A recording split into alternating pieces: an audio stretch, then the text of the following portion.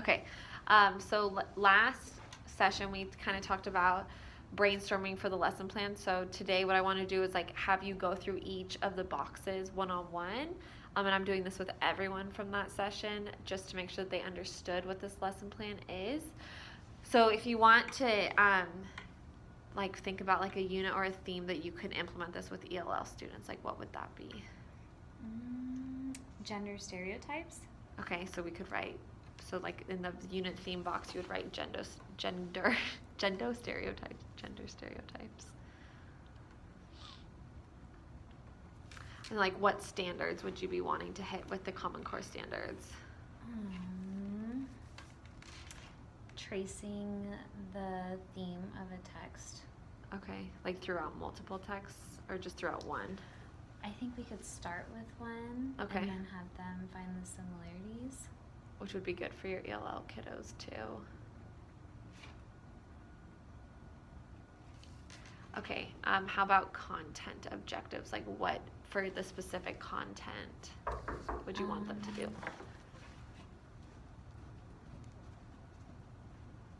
Hi, what's up? Tomorrow. Okay. Okay. School? Yeah, that's what I said, remember? I said Wednesday. I said Wednesday because I had a meeting today.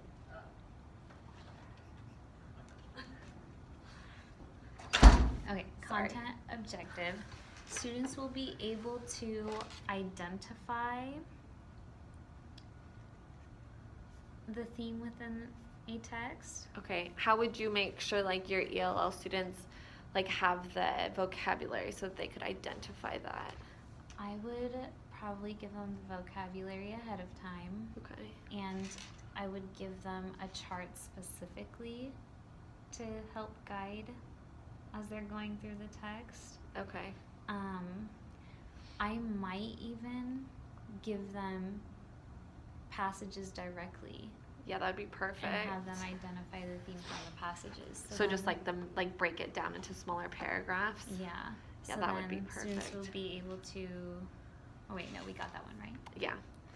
So in the presentation, we talked a lot about language objectives, like really being straightforward so that the students can understand them. And what's great is like you can use this, it's more geared towards your ELL students and your Gen Ed students, since most ELL students are not in honors classes yet. Mm-hmm. Or at least like the ELL students who need the language objectives. So like what is like using like with a certain lesson and idea, like what are some language objectives that you could talk to them about and grade them on?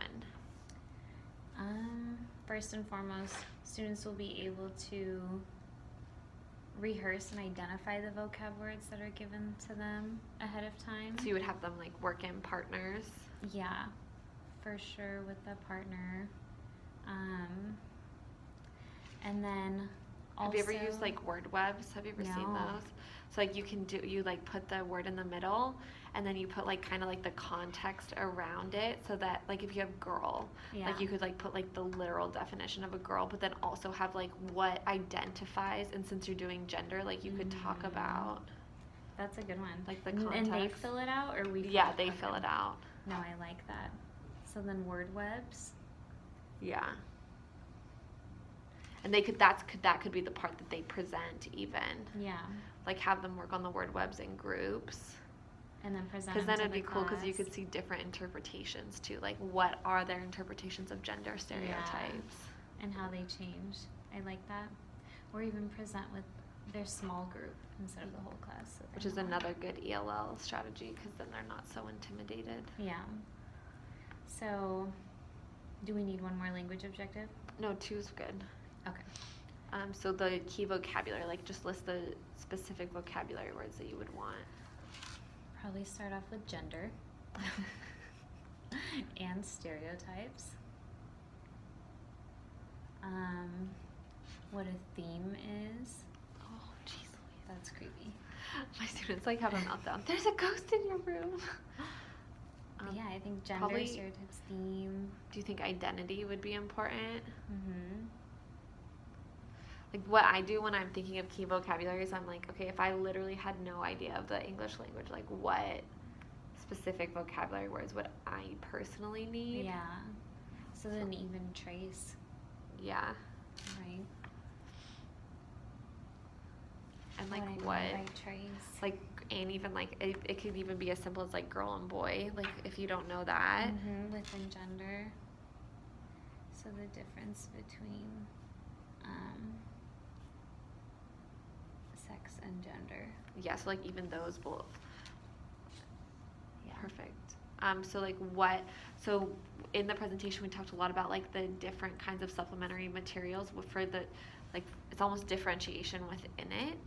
So like what do you think your beginners would need versus your intermediate students versus your advanced students? And what's crazy about this is sometimes your beginner students aren't even ELL students, like they're just super low gen ed kids.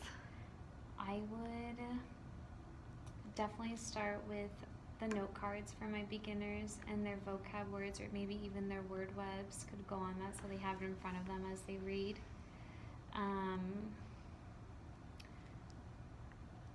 Their translators, and I would probably have them partner read. Versus reading individual. So like what I always think about is like how can I get my class to do that without it being like this is unfair, why do they get to do it? So like I'll group half the room and not the other half, and then like sometimes I'll just switch it for the second half of class, but at least the first half of class those kids who can't read it on their own are able to read it with a partner, and then you can switch.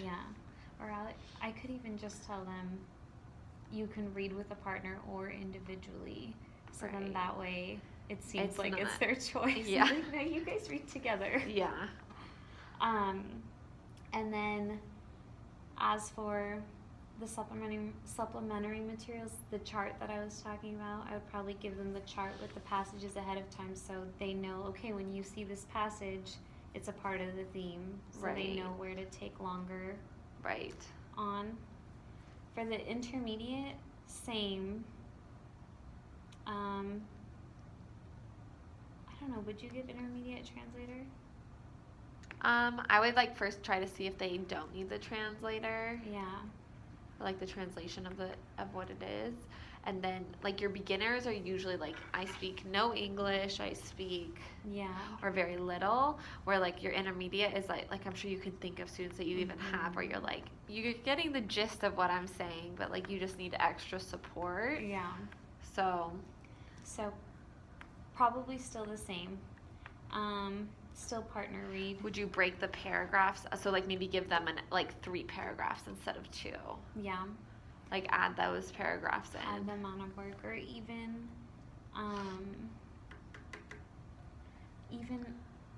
I might even have them try to identify the paragraphs themselves. So I would give them more so the page number, and then say on this page which paragraph has it. And then advanced, I would still give them the vocab. And I would still do the word web. Even with advanced. But I probably want them to read individually, find the theme individually, trace individually. And do it all on their own. I would just give them the vocab. No, I think that's a good way to break it down. So then you have the features that make the SIOP lesson plan what it is. So like just read through these for a minute and like see, like maybe put like an X next to the ones for preparation. So a lot of these also align with the NEPF standards too, so that's always good for evaluations.